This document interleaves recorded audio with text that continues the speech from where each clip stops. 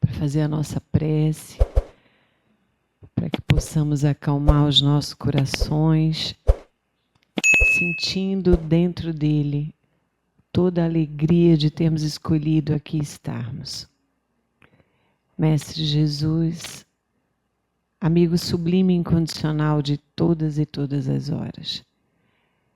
Neste momento, Senhor, onde sentimos as bênçãos sendo derramadas em cada um de nós, onde sentimos toda a ambiência que foi preparada com todo carinho, com todo cuidado pela espiritualidade, para que pudéssemos sentir esse acolhimento, esse aconchego, onde os nossos corações se tornam agora oásis abertos para receber todo esse manancial divino que aqui será derramado.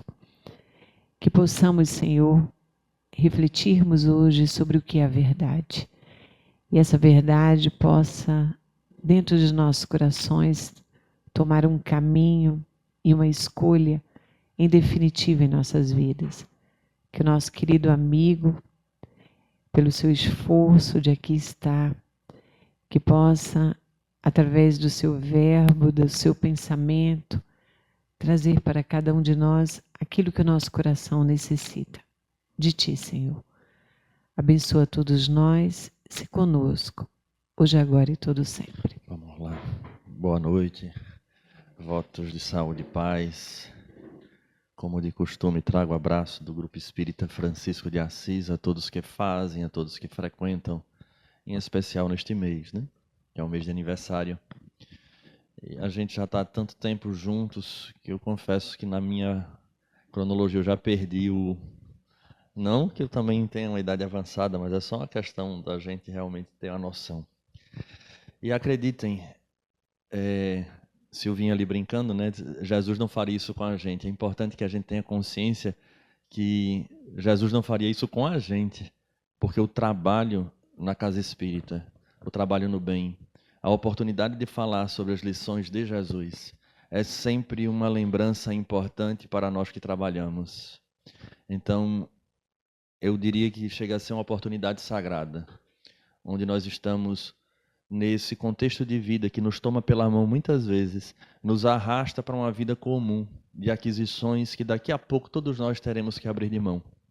Porque o retorno à pátria é algo certo, é líquido, não se discute e nós não sabemos a data de volta. Então, somos lembrados da pior forma, no momento em que esse fenômeno natural nos atinge ou atinge alguém muito próximo a nós. E a gente se impacta como se esse momento fosse algo fora da natureza, quando na verdade é o caminho natural que o nosso espírito já faz através das reencarnações ao longo dos séculos, talvez até dos milênios, não sabemos. Então, no momento em que a gente procura e já despertou na nossa existência para entender que a vida não é só essas situações do nosso cotidiano, essas conquistas transitórias, mas que tudo isso são ferramentas para que a gente adquira o conteúdo moral e a percepção de uma vida diferente, este momento ele se torna sagrado. As casas, as instituições religiosas como um todo, não é só a casa espírita, mas todas elas se tornam sagradas porque é um ponto de conexão nosso com essa verdade. E talvez não haja introdução melhor, né, para que se toque nesse tema que foi escolhido num momento tão doloroso que se iniciava para Jesus e tão repleto de simbologias para todos nós que estamos aqui nesta noite, cada um por sua razão. Uns porque já compreenderam que necessitam se encontrar em momentos junto a outros que buscam essa mesma finalidade, do fortalecimento da fé, da busca de uma visão diferente da vida, mas acima de tudo de um roteiro, que isso é o mais importante, porque todos nós, pela própria lei natural, mesmo quando apenas embasados na ciência, sem essa perspectiva da espiritualidade, a ciência já nos fala que a vida é evolução, e evolução é mudança. E essa mudança ela pode ocorrer de uma forma onde foge aos nossos, vamos dizer assim, ao nosso controle, pela própria cronologia da vida, somos crianças ontem, adolescentes mais adiante, hoje somos adultos amanhã, não temos controle sobre isso. Não obstante, no campo moral, essa realidade não é a mesma. Quando nós despertamos, essa mudança deve ser feita a partir de um parâmetro, porque eu posso mudar. A mudança não significa que ela será para melhor. Mas na medida em que eu compreendo que se a gente caminha para frente, eu preciso saber aonde eu quero chegar, sair de um ponto para chegar no outro. E quem é esse parâmetro? Para nós espíritas, indiscutivelmente, é a figura de Jesus de Nazaré. Por isso, essa importância que nós estamos falando, de aqui nós estarmos nos fortalecendo, junto aos amigos espirituais, parentes, amigos que já nos deixaram, entre aspas, no corpo físico, mas que compreendem com mais profundidade pelo fato de não terem o véu do esquecimento agora, como nós temos por conta do corpo. Então esse momento ele é simbólico por demais. Que é a verdade? É uma busca do ser humano desde o momento em que ele conseguiu perceber que a vida ela tem uma finalidade, mas essa finalidade, inclusive, passou a ser de fato questionada. E a partir daí, a religião vai surgir nesse papel divino e na perspectiva espírita de uma forma muito importante, que seria a representação da misericórdia de Deus para com o homem, fazendo com que ele lembre de fato que, acima de tudo, em essência, ele é um ser espiritual. E a partir dali, pelo processo que a doutrina nos fala da reencarnação, onde saímos da mão do Criador simples e ignorantes e estamos a caminho, mas neste processo de a caminho nós estamos tecendo a nossa história de tal maneira que o determinismo que a gente conhece, ele perde todo o seu colorido quando a doutrina espírita nos fala que nós não somos vítimas da vida ou do aleatório, mas somos agentes modificadores da nossa realidade.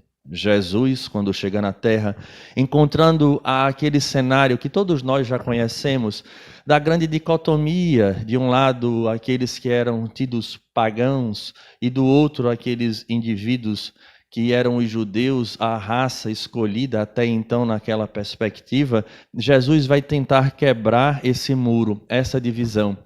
E o máximo que ele nos leva a compreender é que, de fato, somos todos irmãos, apesar de ainda não termos chegado nessa vivência real. Às vezes não conseguimos fazer isso nem entre os consanguíneos. Imagine nesse exercício fora. Até aí a doutrina é extraordinária quando nos fala da parentela corporal e da parentela espiritual. Mas vejamos que passa-se o período em que Jesus vivencia essas leis, do qual ele já nos deixa uma dica muito interessante a perceber desde aí que a verdade ela vem em condições de que a humanidade possa compreendê-la.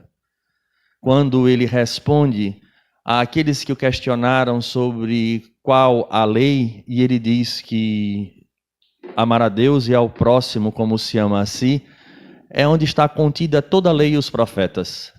Ele falava isso para aqueles que estavam voltados para a tradição judaica, que conheciam a lei da Torá. E na hora em que Jesus diz isso, ele resume em síntese aquilo que ele vivenciaria. Porque, de fato, quando nós vamos para o Decálogo, iremos encontrar a primeira de todas as leis, que é falando de Deus e só a ele deve ser adorado, né? Não existe outros deuses nem acima, nem abaixo da terra, nem do mar. Ele é o Deus, né, que nos tirou da escravidão, e assim vem o primeiro mandamento. E a partir dali todos os demais. Não matarás, não furtarás, honrará pai e mãe. Se pegarmos os 9 restantes, compreenderemos que, em resumo, seria amar ao próximo como se ama a si. Porque ninguém furta porque vai ferir o próximo, ferindo a si mesmo. Ninguém vai desejar o que é do outro, ninguém vai. E a gente percebe que, de fato, toda a lei e os profetas estão contidas nessas 2 máximas. E essa verdade, observemos que ela sai da verdade do Decálogo, mas naquele período de Moisés, a verdade só podia ser dada até ali, na perspectiva daqueles que pudessem encontrar no Decálogo um roteiro, guardadas as proporções daquela realidade, daquela civilização. Passado milênios, aquele que havia de ser o libertador por excelência viria agora dar um passo adiante e iria falar a mesma coisa, só que de uma forma mais vivencial. Agora ele iria tirar aquilo que era de excessos que foi colocado por uma questão temporal e civilizatória de Moisés, trazendo agora a essência. Por isso ele resume todo aquele decálogo e faz com que o homem pense, percebendo na lei de Moisés o que era divino e o que era civil. Jesus, então, agora dá um passo nessa verdade, para mostrar através da vivência que a lei de Deus, de fato, resume-se à lei de amor. E a doutrina espírita também será um passo adiante, que já já a gente fala sobre ela, porque é hora de nós focarmos nele, na figura central, e que Emmanuel, na obra A Caminho da Luz, vai nos dizer que o planejamento de Jesus vir à Terra é algo muito interessante para nós, porque lá nessa obra, A Caminho da Luz, não sei se alguém já ouviu, mas ou já leu, A Caminho da Luz vai dizer que Jesus, governador do planeta, ele prepara o nosso orbe e em outras, vamos dizer, esferas, ou melhor dizendo, em outra constelação, melhor falando, havia planetas que já haviam chegado num patamar tal que estavam no processo de uma transição, de um melhoramento, onde alguns espíritos já não tinham mais condições de viver naquele orbe. E para não atrapalhar o processo evolutivo, tendo em vista que a maioria já se encontrava de acordo com a lei divina, que é a verdade, e eu já começo dando spoiler desde agora, esse grupo foi afastado deste planeta, chamado da constelação do Cocheiro de Capela, e trazido para a Terra para auxiliar os nativos, os espíritos que ainda estavam em processo do seu início de evolução. Diz Emmanuel nessa obra, Caminho da Luz, que Jesus, percebendo o sofrimento daqueles que se encontravam na Terra, juntamente com aqueles que já estavam vindo desta outra constelação, se apiedou deste processo de idas e vindas, de tanta dor que ele preferiu, primeiramente enviar luminares e depois ele próprio descer ao palco terreno para exemplificar a vivência dessas leis, dando a oportunidade para todo aquele que nele cresce de fato, e aqui não é uma condição estabelecida de crença, mas de vivência, porque ele era judeu em termos de tradição religiosa, mas de vivência daquelas leis pudessem ter vida e vida em abundância. É neste cenário que Jesus desce, com esta missão, apiedado, com compaixão, daqueles que ali estavam no sofrimento e ainda não conseguindo decodificar as mensagens desta verdade que liberta, que veio através de inúmeros que o antecederam como seus embaixadores, em várias tradições, de tal forma que nós espíritas, lendo no Livro dos Espíritos, que é Perguntas e Respostas, nós iremos ver lá na frente Allan Kardec perguntando sobre estes luminares e essas verdades que se encontram espalhadas, e os espíritos não fazem em nenhum momento nenhum movimento contrário a outras lições de outras civilizações e de outros mestres, porque ele vai dizer, pelo contrário, dizendo que em todas as épocas da humanidade, da história da civilização, todos os luminares trouxeram traços da verdade guardada à proporção do seu tempo na Terra e à condição do indivíduo absorver. Porque seria, por demais estranho, mandar professores àquela época que pudessem falar de forma tão clara sobre tudo aquilo que a doutrina fala hoje, que seria necessário, por exemplo, ter uma ciência que embasasse o que se falava. Então é obviamente que viria em formas místicas, em determinadas imagens, para que as pessoas conseguissem pouco a pouco extrair dali o roteiro a ser seguido. Jesus, então, chegando à Terra, agora vem a apresentar através da vivência, trazendo um resumo solene em Mateus 5, 6 e 7, que é o Sermão do Monte, a tal ponto que outros indivíduos que conseguiram transcender as barreiras da religião, que muitas vezes mais separa do que une, teve a condição de, mesmo como um hindu, dizer de forma muito clara que se todas as obras da humanidade se tivessem perdido, mas apenas o Sermão do Monte fosse salvo, nada haveria se perdido. Porque ali não fala, repito, de estruturas de pedra, não são de ordens humanas, mas é um roteiro de vida. E fica o convite, porque o Sermão da Montanha não são as bem-aventuranças. As bem-aventuranças são apenas a introdução de tudo aquilo que Jesus irá espalhar nesses 3 capítulos do Evangelho de Mateus. Ali nos fala das situações que nos atingem hoje frontalmente, a ansiedade, a depressão e tantas outras coisas mais, a melancolia, a violência, a nossa omissão moral. Tudo está ali explícito como um roteiro para aquele indivíduo que de fato quer dar um passo seguro em direção à sua própria libertação. Ali está. Independente qual a bandeira religiosa, qual a camisa que ele veste, porque ali não se fala de religião, porque a lei divina, como é a lei natural, ela não está preocupada qual é a crença que nós estamos vinculados, mas é o que estamos fazendo do conhecimento dessa lei.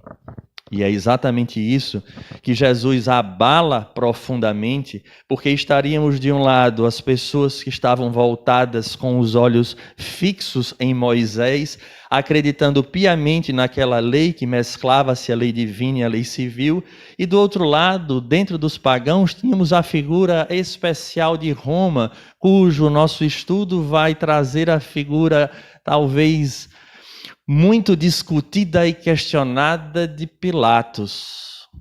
Mas Pilatos vai trazer uma representação simbólica para nós que vai nos custar talvez alguns neurônios. E como a doutrina espírita, replicando o que o próprio Jesus veio nos ensinar, que é um processo de autoencontro, nós tenhamos que fazer esse encontro hoje e fazermos uma análise se nós estamos muito mais para os apóstolos, muito mais para o Cristo ou muito mais para Pilatos, por incrível que pareça. Porque a nossa sensação é sempre aquela ideia de que ele foi leviano, no mínimo, porque somos assim. Nós gostamos de escolher aqueles culpados sem passar por nós o crivo para saber se nós também, naquela posição, não teríamos agido da mesma forma ou, o que é pior, se hoje ainda não agimos da mesma maneira. Então, é óbvio que aquelas lições abalaram tão profundamente aquele povo, e eu estou falando agora dos judeus, daqueles que tinham nas escrituras esse roteiro, que era um paradoxo profundo, porque da mesma forma que elegia apedrejar aqueles que feriam a lei de Moisés, traziam no decálogo não matarás. Era um processo complexo você conseguir equilibrar essa realidade. Quando você vai ouvir no próprio Deuteronômio Levítico o amor a Deus e o amor ao próximo, mas diante das outras situações postas por Moisés, víamos que aqueles que achavam que o outro estava ferindo a palavra do grande profeta que era Moshe, ou Moisés, ele deveria ser levado, em especial à morte, dependendo do grau de absurdo que ele estivesse em confronto com aquela lei. Vejamos que era o povo religioso, eram aqueles que tinham a compreensão, mas que não conseguiam aceitar um homem que tratava todos por igual, dando como uma hierarquia máxima entre todos aqueles que o seguiam, eram tratados apenas como irmãos. O que é um paradoxo, porque até hoje temos uma extrema dificuldade em perceber que aquele outro, apesar de não trazer a nossa condição, seja ela socioeconômica ou intelectual, ele também é um espírito em evolução. Logo, filho do mesmo Deus. Temos ainda situações que trazemos, imaginemos na época, daqueles que se diziam povo escolhido por Deus. Um homem que dizia que era filho direto dele, que realmente fazia o que o pai mandava, porque eu e o pai somos um. Não no sentido do mesmo personagem, mas da vontade do pai se concretizar através dele. Era uma afronta àqueles homens que estavam acostumados de fazer da religião uma profissão ou uma máscara. Porque é assim que muitas vezes acabamos nos portando. E eles em especial. Quando ele passa a viver, então, essa nova realidade do amor, que a doutrina espírita caracteriza mais adiante como sendo a caridade, como o próprio Cristo entendia, a benevolência, a indulgência e o perdão das ofensas em toda a sua intensidade, trazendo soluções complexas, ou melhor, soluções simples para questões complexas, baseados nesta lei de amor, gerava toda uma situação em que o fim não era outro, senão aqueles que deveriam eleger o Cristo não conseguiam compreender. Antes de chegarmos neste passo, onde Jesus se depara com a figura de Pilatos, eu gostaria de ir um passo atrás, entendermos aquele momento em que Jesus entra na cidade de Jerusalém e é ovacionado por aquele povo. E logo em seguida, nós iremos perceber que depois do encontro de Jesus para com Pilatos, e Pilatos entrega Jesus àqueles homens, e os homens o levam à crucificação com a autorização de Pilatos, indiscutivelmente, o mesmo povo que antes estava o ovacionando, agora elegiam um Barrabás ao invés dele. O porquê disso? Por conta da mesma razão do que Pilatos fez. Porque nós queremos, ou pelo menos naquele período, aquele indivíduo que iria nos libertar de um processo de sofrimento, mas que não exigisse de nós nenhum tipo de mudança. Quando Jesus adentra e o povo ovaciona e fica feliz pela chegada do Messias, ou então daquele homem que deveria ou que poderia ser, aguardava-se no intelecto da coletividade, tanto quanto nos dos apóstolos, é importante que se diga, que estiveram com ele durante aqueles anos, de que aquele homem entrasse agora em Jerusalém e mudasse a realidade por completo, tomando a cidade divina, fazendo com que agora trocasse o poder temporal dos romanos, que deveriam ser subjugados pelo povo escolhido de Deus. Em outras palavras, gostariam de um homem revolucionário que viesse à frente de um exército e que conseguisse submeter os romanos por tudo aquilo que eles fizeram até então, porque não era necessário trabalhar intimamente, não era necessário mudar absolutamente nada. Era só importante que aquele homem viesse fazer o papel que o orgulho da raça desejava ao longo de todo o tempo. E às vezes nós não nos apercebemos, mas a nossa relação com a divindade, apesar de sermos espíritas de base filosófica espiritualista, que é o oposto do materialismo, quando nós nos relacionamos com a divindade, a nossa relação com a divindade ela é materialista. É uma loucura o que eu estou dizendo, mas nós queremos trocas. Parece que quando eu estou dedicado a uma casa espírita, quando eu estou dedicado ao bem, quando eu estou dedicado a me mudar, a modificar a minha realidade, situações acontecem e neste processo em que acontece eu me sinto tão doído que eu pergunto, eu estou fazendo tudo o que me pedem e o resultado que eu tenho é este que o Senhor me dá? Quantos neste momento não dão as costas à própria divindade? Quantos neste momento não jogam fora tudo que estavam fazendo e voltam a ter a velha vida, porque era uma barganha? Nós queremos utilizar de Deus e da espiritualidade para solucionar os problemas que são nossos, como se os espíritos fossem fazer aquilo que é para nós fazermos. Foi exatamente isso que aconteceu. Quando ele entra na cidade, todos estavam felizes, porque aquele homem iria fazer aquilo que a verdade na perspectiva deles dizia, que viria o Messias e que iria libertá-los daquele jugo. Nessa leitura rasteira, cujo orgulho fala mais alto, eu quero que este Deus, que essa divindade, que esse Messias, que estes espíritos, seja quem for que nós estamos elegendo, cumpra com a verdade da forma com que eu enxergo. E foi aí a grande decepção, não só do povo judeu, mas dos muitos dos apóstolos também, que não conseguiram compreender a fundo ainda qual era a mensagem do próprio mestre. Porque queriam isso. Porque não foi Judas Iscariotes, senão a representação dessa ideia. Era tão materializado, era uma ideia tão horizontal dessa verdade, dessa libertação, que ele queria a revolução. E não havia nada melhor para a revolução do que você dar de mão beijada o homem que levantaria, que faria um grande levante, quando todo mundo soubesse que ele foi preso. E eis a grande decepção, porque naquela entrada triunfal, Jesus não causa nenhuma rebelião. Então não é este o homem.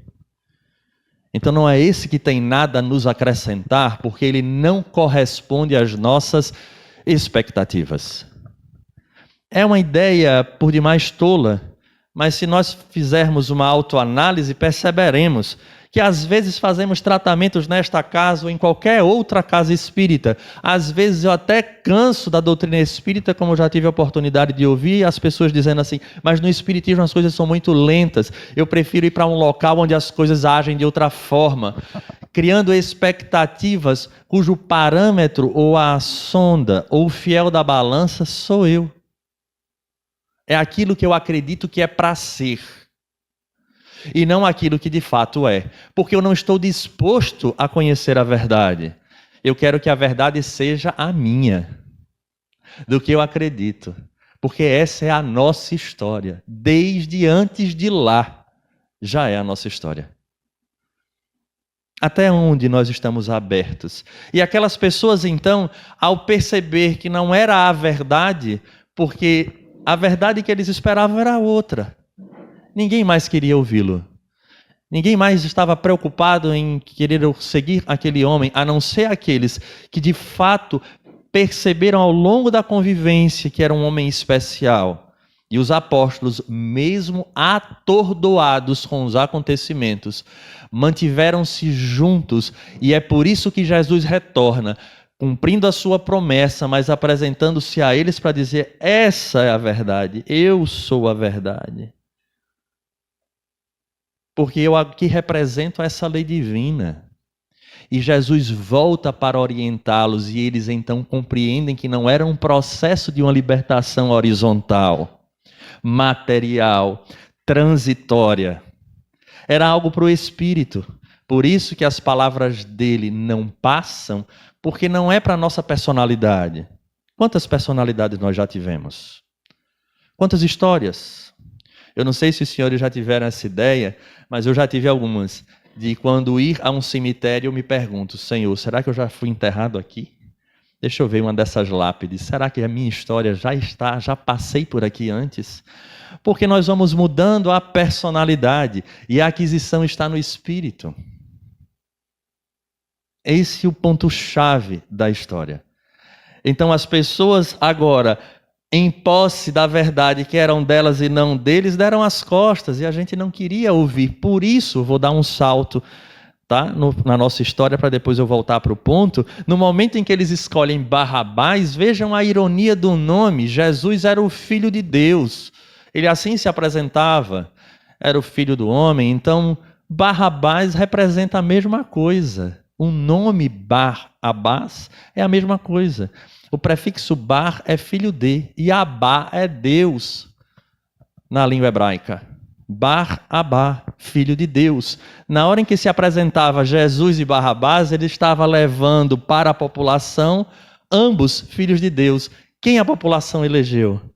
Barrabás, o filho de Deus, mas dessa horizontalidade. E quem era Barrabás, senão um revolucionário comum, que queria trazer danos a Roma, porque não aceitava o governo de Roma. Percebam qual era a verdade, na perspectiva de todos aqueles que ali estavam. Agora vamos para aquele passo fundamental, porque se nem os apóstolos ainda conseguiram compreender a verdade em essência, caminhando com o homem, que esperar da figura de Pilatos? Pilatos é a representação talvez mais fiel de todos nós. É a mais fiel. Pilatos foi levado por aquele povo, ou melhor, levaram Jesus a Pilatos, aquele povo judeu que agora obedecia e que tinha raiva dos romanos, se acumplicia de certa forma com ele, exigindo que fosse tomada providências, e levam a Pilatos. E Pilatos tem esse momento de encontro maravilhoso, e fico eu pensando a horizontalidade do homem com a verticalidade do Cristo. Imaginemos estar frente a frente com aquele homem. É muita desconexão de Pilatos não perceber quem estava na sua frente. Quem já teve a oportunidade de encontrar-se, agora não mais, pelo menos não no mundo dos encarnados, mas ter a oportunidade de encontrar esses luminares que vieram na doutrina espírita, Chico, Divaldo, você ter tido assim, frente a frente com um deles, é algo muito interessante. A vibração é diferente. A capacidade de captação mental, psíquica, você não precisa falar, ele capta o pensamento. Fico eu pensando que se um trabalhador que se desenvolve na vivência das lições do Cristo alcança esse patamar, o que é que o Cristo não viu quando olhou para Pilatos? Eu confesso que isso é algo que minha mente divaga, esses pensamentos. E então tem um momento de uma conversa e eu preciso dar uma lidinha para que a gente veja, porque as pessoas que levam, os judeus que o levam a Pilatos, vai dizer que ele estava indo contra Roma porque ele se dizia rei dos judeus.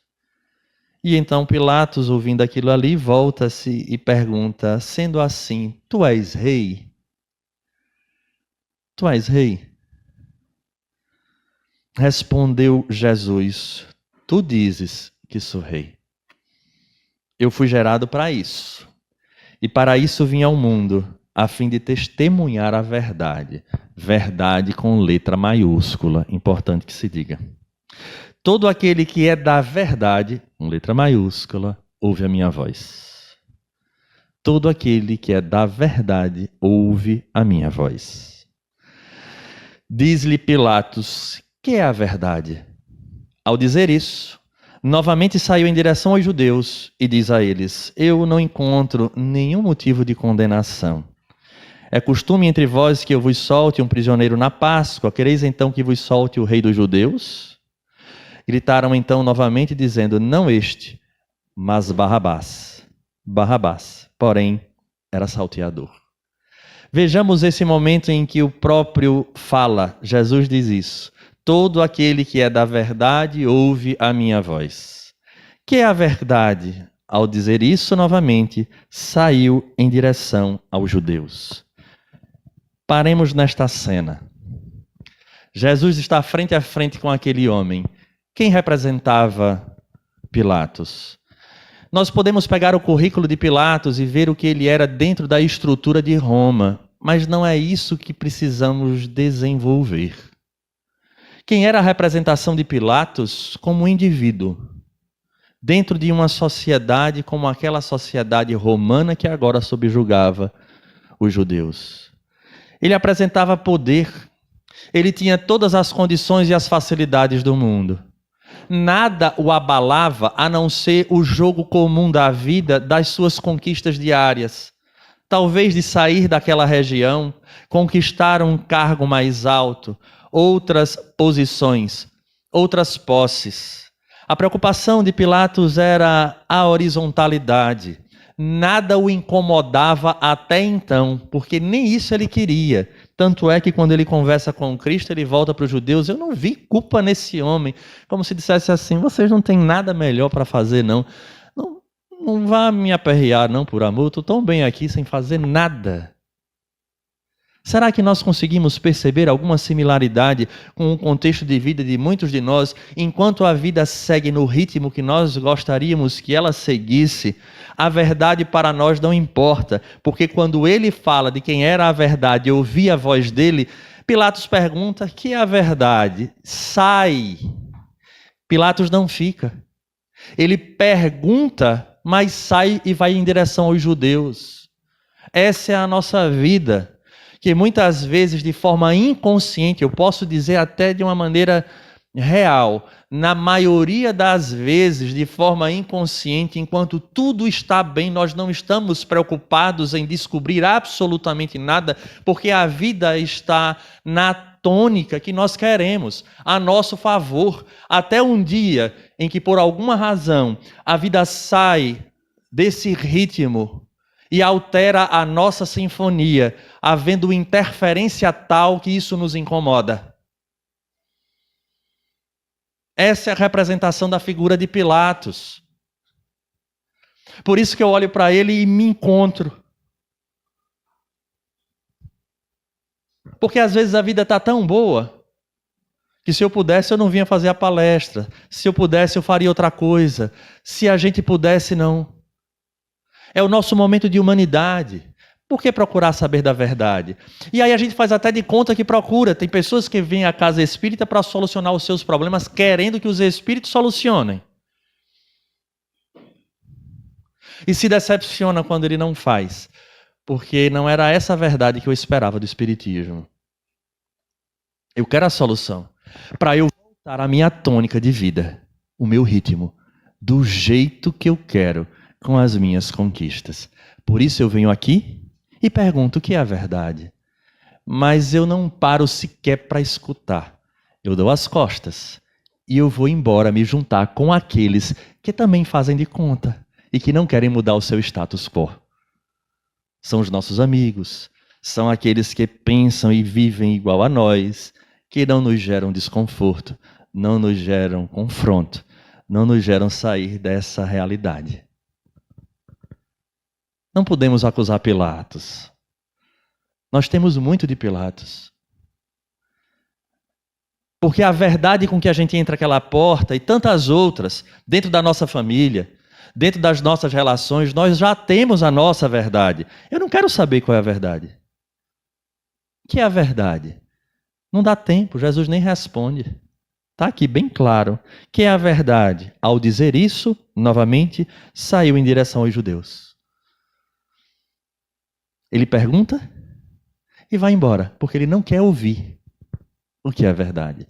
Porque se ele ouvisse o que é a verdade, duas possibilidades. Ou a primeira, ele iria ignorar por completo, fazendo de conta que Jesus era um lunático. Ou de fato as palavras de Jesus iriam provocar nele um incômodo tal que ele não conseguiria mais colocar a cabeça no travesseiro enquanto ele não refletisse sobre aquela realidade. Tem pessoas que chegam na doutrina espírita e dizem assim, melhor que fosse que eu não tivesse entrado, para que eu não tenha o conhecimento que agora eu tenho. Eu conheço pessoas assim. Uma vez eu fui à casa de uma pessoa de nossa família, e até então ela era espiritualista de uma linha espírita, vamos dizer assim. Ela era espírita, depois ela foi para um outro local que atua de uma forma diferente. Anos depois nós voltamos e quando chegamos lá encontramos Nossa Senhora passeando na casa das pessoas, que tem um negócio na igreja que Nossa Senhora passa um período na casa das pessoas, para novena, para encontro. Não há aqui nenhuma crítica, por favor. Não é isso, mas eu me espantei. Eu digo, Nossa Senhora aqui, que danado de centro espírita é esse?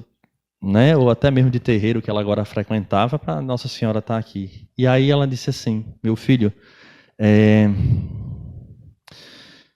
quando eu entrei no espiritismo e eu passei a entender algumas coisas, eu preferi voltar para a ignorância e a ficar mesmo na igreja. Eu tive vontade de dizer assim, só tem um detalhe, uma vez conhecendo, não se dá um passo atrás. Então entrar por aquela porta e atravessar isso e passar a entender a vida, a ótica espírita, mesmo que agora eu não dê a credibilidade, tanto quanto Pilatos não quis dar a Jesus, a semente foi lançada e ficará na consciência.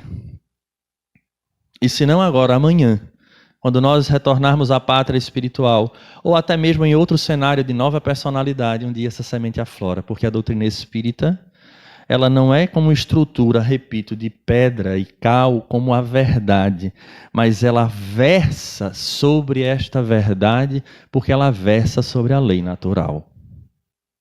O mundo espiritual é lei natural. A relação do mundo espiritual com o mundo material é lei natural. As leis morais que regem a nossa vida é lei natural. Por mais que a gente esperneie, que a gente não concorde, que a gente entregue novamente Jesus aos judeus, porque o que a gente quer é entregar a ele para que os outros façam o que quiser dele, mas quanto a mim eu não quero ter essa responsabilidade. Esse é o papel de Pilatos, essa é a nossa história, eu vou repetir isso com muita intensidade. E é isso que Pilatos faz. E aí a gente precisa dar esse passo, todos nós aqui. Não é vir para a casa espírita ou para qualquer outro templo religioso em busca de soluções. Porque a solução se dá, ela se passa por esta pergunta, mas ao invés de sair, é esperar a resposta do Cristo em dizer que é a verdade. A verdade, ao contrário do que se prega hoje na relatividade moral que nós vivemos, onde dizemos que a verdade não é absoluta, ela é relativa, que isso é uma falácia. Porque ela se torna relativa na medida em que nós, como aprendizes no campo material, vamos avançando no intelecto, mas no campo moral e espiritual ela é absoluta, porque essa lei de causa e efeito ela é imutável, tal qual imutável é Deus, nosso Pai, como nos fala o Livro dos Espíritos. Nós estamos caminhando, de fato.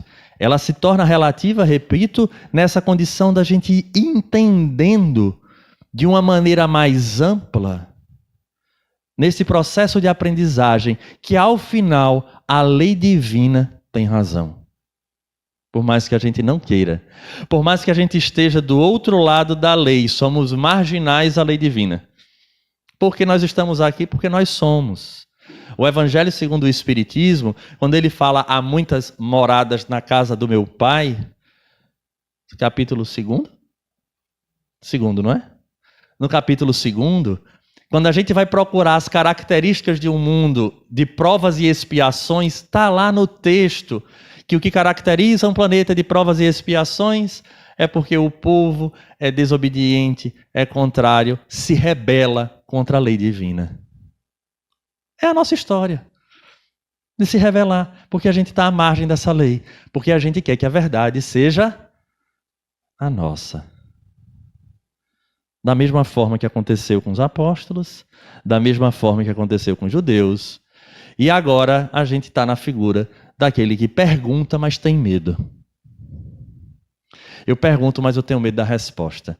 Não é o caso daqui, que eu sei que tem orientação psicográfica, tem gente que dizem que tem medo que os espíritos vão falar, mas eu acho que aqui não tem ninguém que tem esse receio, né? Eu vou perguntar aos espíritos se eu tenho receio, como é que vai vir a carta. Alguém tem isso? Não, né? Ainda bem, porque eu conheço um bocado de gente que não tem coragem de perguntar não, porque eu tenho medo da resposta que vai vir. Eu fico pensando o que é que a pessoa anda fazendo para ter esse receio, né? E o quanto ainda não entendeu, porque os espíritos não estão aqui para estar puxando a orelha no sentido negativo, de punir, de penalizar, mas é o mesmo papel do Cristo de dizer, olha, aproveita, desperta, conhece esta verdade. E é exatamente isso que Allan Kardec, lá na frente, dando um passo adiante, tendo em vista que o próprio Cristo ali, na reunião que antecedeu a sua prisão, naquela ceia, ele promete aos apóstolos, eu vou, mas eu enviarei um Consolador, que estará convosco até o fim dos tempos. Vai relembrar tudo o que eu disse, mas tem uma característica extra. Porque ele vai além do que eu expliquei. Vai trazer outros conteúdos. E é exatamente isso que caracteriza a doutrina espírita.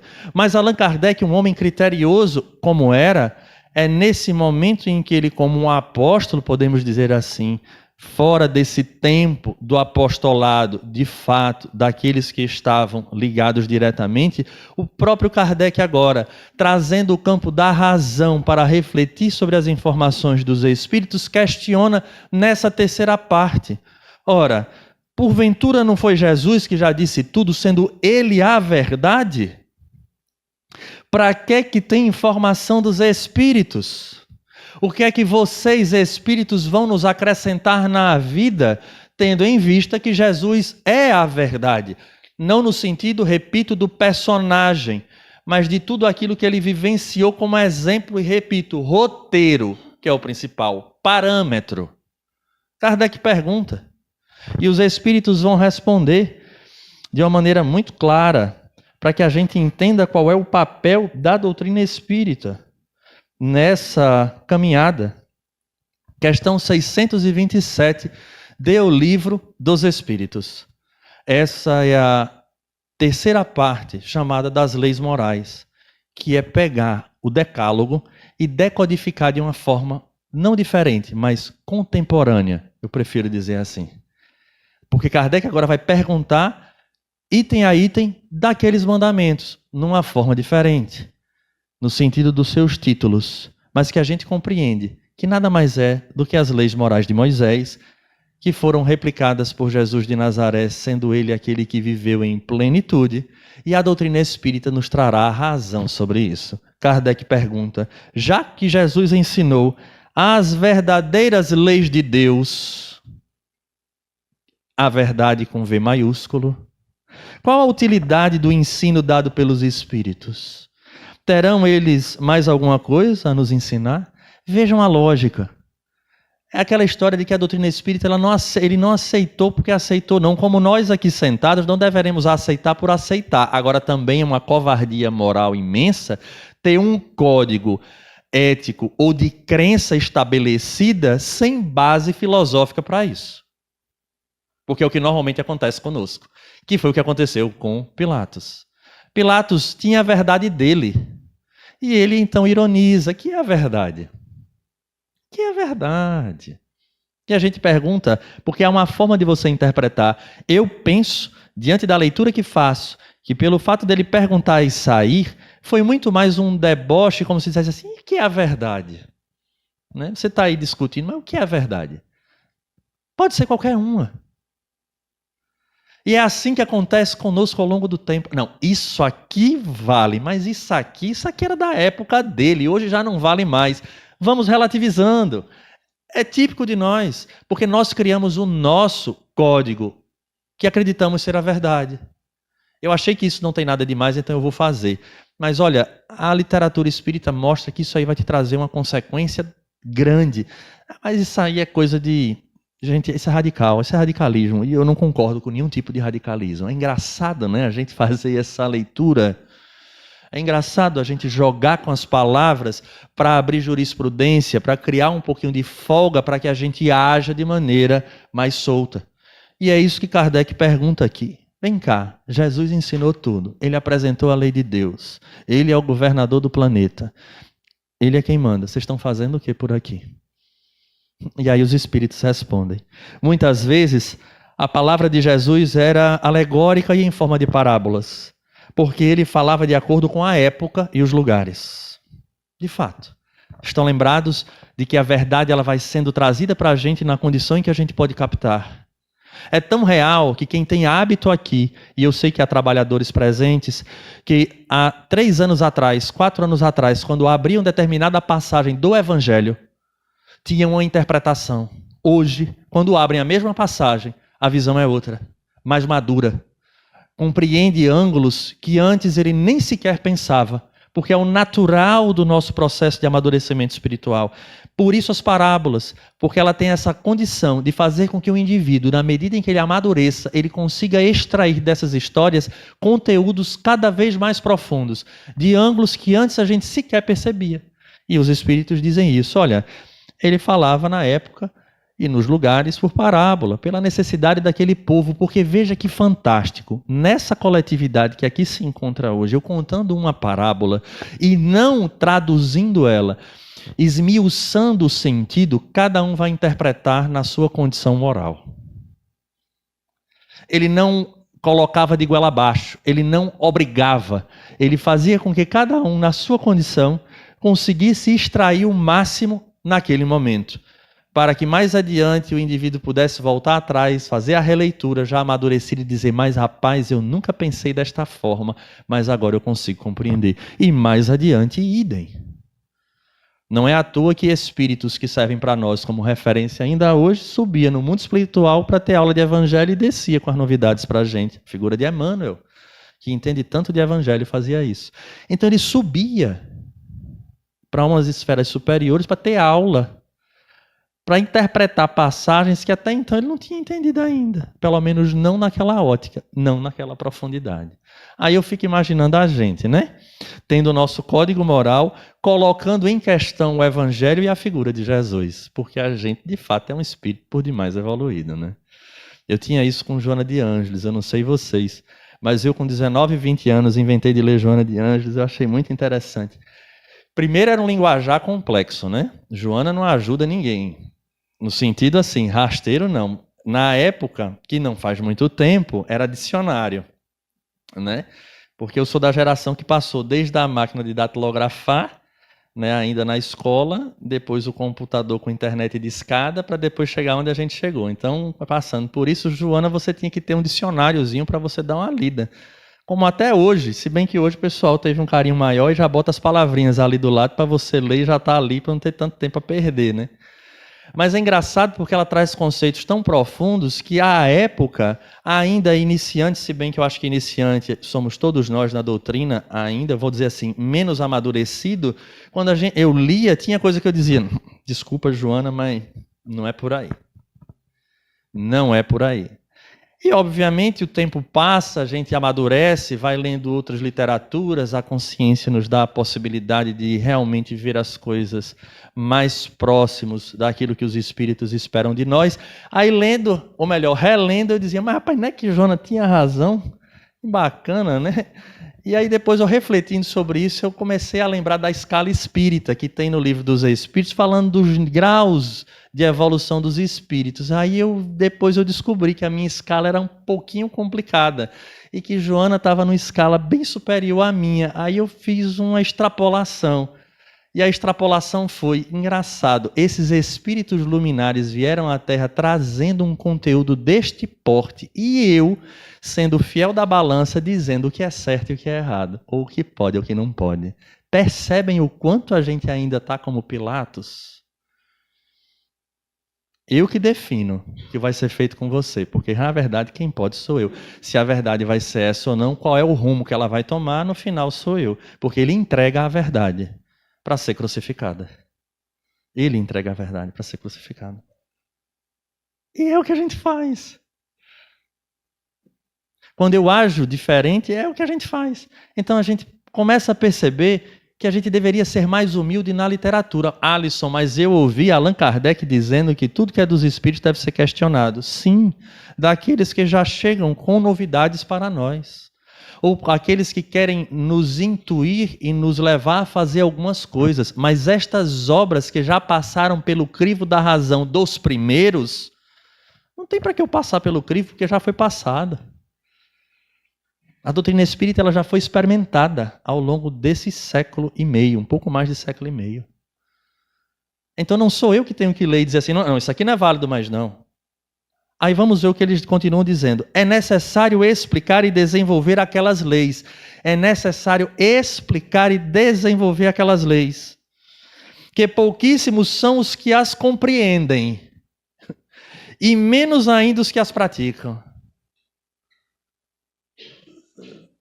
Parece que o tempo não passou.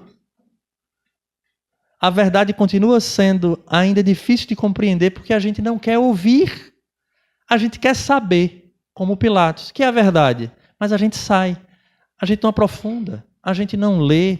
A gente não quer refletir sobre ela. Até porque a vida nem dá tempo. E o problema que eu tenho hoje, eu tenho que solucioná-lo. Quando a solução do problema está aí. Ou melhor, aqui. E ele continua, nossa missão é abrir os olhos e os ouvidos de todos para confundir os orgulhosos e desmascarar os hipócritas. Confundir os orgulhosos. Interessante, né?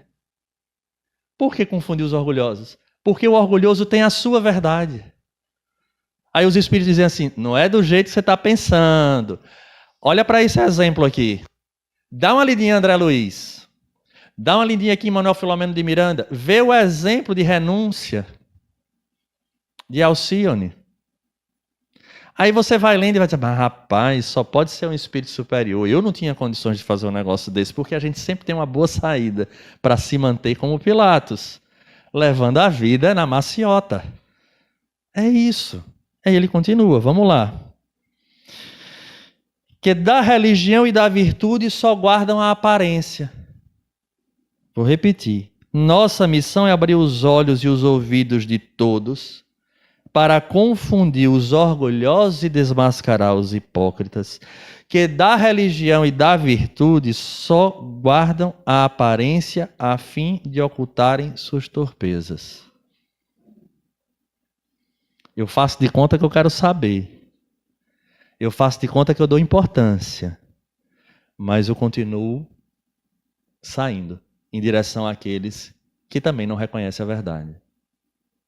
Mas não para por aí, não. O ensino dos Espíritos deve ser claro e sem equívocos, de sorte que ninguém possa alegar ignorância e todos possam julgá-lo e apreciá-lo com a razão.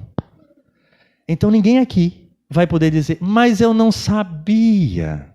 Era melhor ter faltado a palestra, porque agora sabe. Era melhor não frequentar o Maria Dolores, porque agora não tem mais. Porque passou a entender o mecanismo. Só tem uma alternativa. É ainda voltar-se para o Novo Testamento e ao invés de procurar o Espírito que liberta, se agarrar à letra que mata. Porque tem gente que faz isso. E foi o que aconteceu com essa conhecida. Ela preferiu dar um passo atrás em relação ao Espiritismo, porque ela disse, Alisson, não dá. É muita responsabilidade, foi o que ela disse. Eu prefiro viver na minha ignorância, fazendo o meu terço. Não que quem faça seja ignorante. Não estou fazendo uma relação, tá, gente? Eu só estou dizendo que ela preferia essas práticas muito mais do que refletir sobre aquilo que a doutrina espírita trazia. Porque provoca mudança. E eu sempre falo isso nas palestras. Quando eu olho para Maria de Magdala, eu vejo a mulher que se transformou, ela não permaneceu a mesma. Paulo de Tarso, que vai ser homenageado mais uma vez nesse evento, ele não permaneceu o mesmo, ele muda, porque todo mundo que conhece a verdade e quer saber da verdade, ele busca, por vontade própria, fazer essa mudança. Dói. Jesus não prometeu facilidade, não. Prometeu que o negócio era difícil. Porque você mudar hábitos é difícil. Mas se a gente começa agora, vai valer a pena. Porque o resultado não é para os outros. O resultado é para nós. E eles continuam. Estamos incumbidos de preparar o reino do bem anunciado por Jesus. Daí a necessidade. Olha o que ele chama a atenção. Daí a necessidade de que ninguém possa interpretar a lei de Deus ao sabor de suas paixões, nem falsear o sentido de uma lei toda de amor e de caridade. Ninguém tem o direito de falsear o sentido real ao sabor das nossas paixões. A lei divina, ela não se molda ao que eu acho que é a verdade. O molde é o Cristo. O Evangelho é o roteiro. O papel é a gente fazer a mudança e se moldar à realidade dessa verdade. A resposta para Pilatos, que é a verdade, como já dissemos, é a própria lei de Deus. Seria a figura do próprio Cristo e de tudo aquilo que ele exemplificou. Mas era duro demais compreender que a verdade nua e crua não era nada daquilo que Pilatos havia elegido para a sua vida.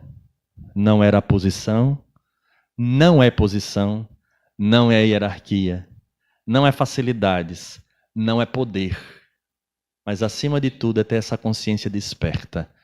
Quando Allan Kardec pergunta onde está a lei divina, e eles dizem, na consciência. Que possamos fazer essa caminhada, de fato, olhar para Pilatos com carinho, porque talvez aceitar imitando a figura dele e percebendo traços dele em nós, nós façamos diferente. Porque nós estamos aqui perguntando, querendo um roteiro, querendo uma solução para as nossas dores. Porque queremos saber, de fato, o que é verdade. Então que a gente possa ficar, ouvir e no ouvir transformar. A todos um grande abraço. Votos sinceros de saúde e paz.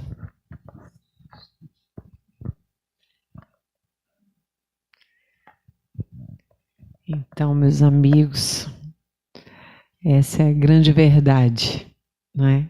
Essa é a grande verdade. Cristo é a nossa grande verdade.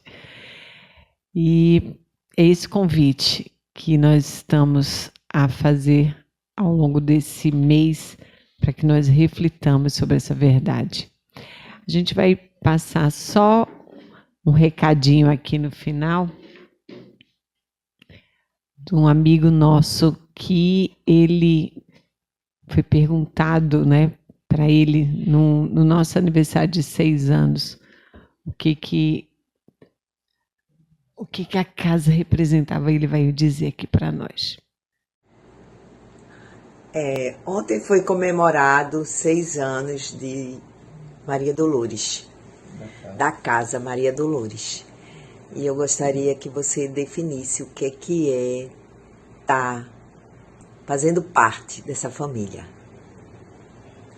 Maria Dolores, para mim, é uma descoberta do meu eu, e saber que existem tantas pessoas ali que me induziram com energia positiva a me descobrir, a tratar o meu irmão com tamanha igualdade que Jesus sempre nos ensinou. E ela me ensinou a ter muito amor pelo próximo, cada vez mais. E essa era a grande verdade dele, que seja sempre a nossa grande verdade também. Você faz a prece para a gente, amigo?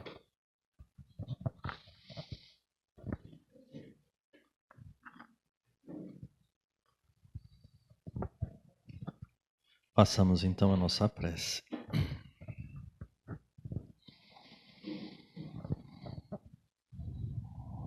Jesus, amigo, te agradecemos, Senhor, a oportunidade desta atual reencarnação, de nela encontrarmos essa doutrina consoladora, de estarmos nesta noite, nesta casa, mais um ponto de luz colocado na terra, servindo como um farol seguro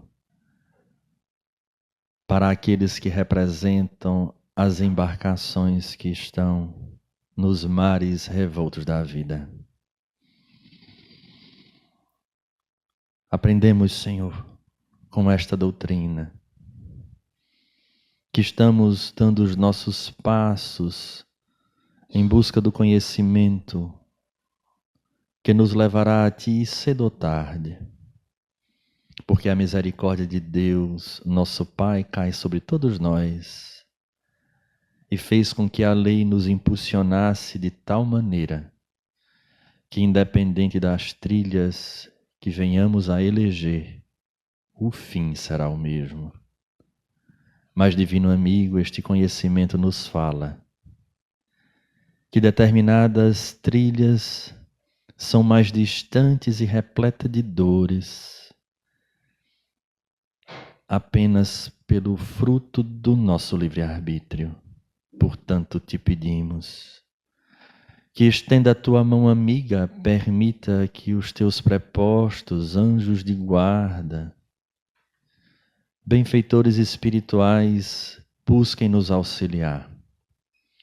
Mas que tenhamos, Senhor, olhos de ver, ouvidos de ouvir, que sejamos aqueles que queremos de fato descobrir o que é verdade, irmos sedentos à literatura rica e vasta, que nos preenche a alma, e assim abrirmos a sintonia a estas influências, de tal forma que possamos calibrar os olhos e aprender, Senhor, a ver a vida, mesmo nos seus aspectos aparentemente mais desafiadores e dolorosos, como ferramentas que burilam a nossa alma, que maturam o nosso espírito, porque é a própria providência divina, com a sua solicitude, chegando a cada um de nós. Que saibamos aproveitar, porque, Senhor, o tempo passa e uma reencarnação é uma oportunidade riquíssima para aqueles que já despertaram para essa verdade.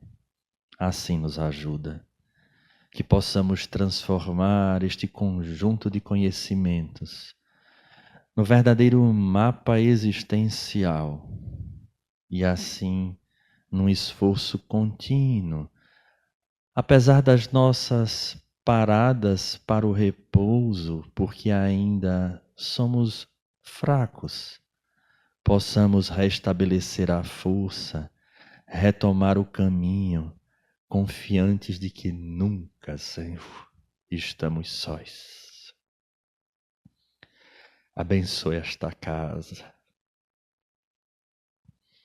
os seus dirigentes, os seus trabalhadores, nos dois planos da vida, que continuem se esforçando para serem instrumentos maleáveis em tuas mãos, buscando arrotear a terra, lançar a semente do bem, tratá-la com cuidado, porque compreendendo que a vida não cessa, terão a oportunidade de voltar a repousar sobre as sombras, que hoje ainda se encontram em latência nessas sementes, e se alimentar dos frutos que virão, porque todos eles estão sob a tua égide.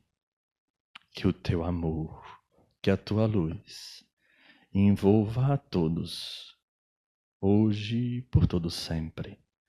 Assim seja.